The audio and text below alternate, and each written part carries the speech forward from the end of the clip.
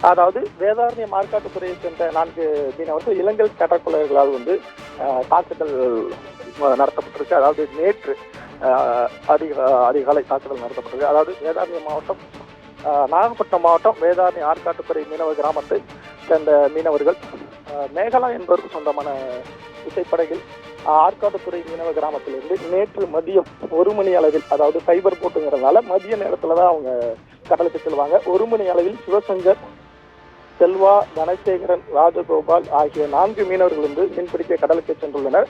அவர்கள் கோடியக்கரையிலிருந்து மேற்கிழக்கில் ஒரு 15 மைல் நாட்டுக்கள் தொலைவில் வலை விரித்து மீன்பிடித்து இருந்தாங்க.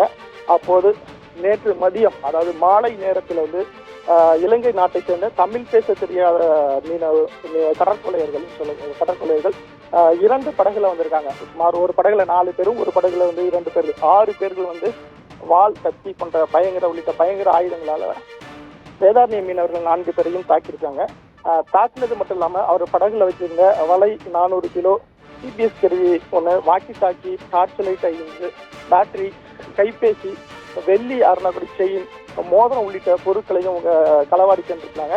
இந்த நிலையில் மீனவர்கள் அதிகாலை பயங்கர காயத்துடன் கரை திரும்பியிருக்கிறாங்க.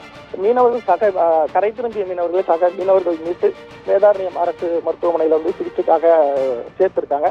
தற்போது அவங்களுக்கு அங்க தீவிர சிகிச்சை அளிக்கப்பட்டு வருகிறது. இந்த சம்பவம் குறித்து வேதாரண்யம் கடலோர காவல் குழும போலீசார் விசாரணை மேற்கொண்டு வருகின்றனர். கடந்த 2 தினங்களுக்கு முன்பு வேதாரண்ய மீனவர்கள் இலங்கை கடற்கொள்ளையர்களால் தாக்கிய சம்பவம் பரபரப்பு இன்னும் அடங்கவே இல்லை. இந்த நிலையில் நேற்று மாலை மறுபடியும் மீனவர்கள் தாக்கப்பட்டுள்ள சம்பவம் நாகை மாவட்டத்தில் ஒரு பெரிய பரபரப்பாக ஏற்படுத்தியுள்ளது. விவரங்களுக்கு நன்றி சீனிவாசன்.